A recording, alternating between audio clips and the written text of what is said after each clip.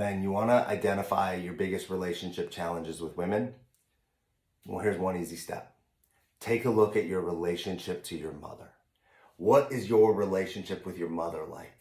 What are the challenges you face? What are the fears you have? What are the things that trigger you and bother you? What are the things you love? What are the things you're trying to get away from? What are the things you never want to deal with again? So here's the thing. For men, most of us, our earliest relationship with the feminine was with our mother.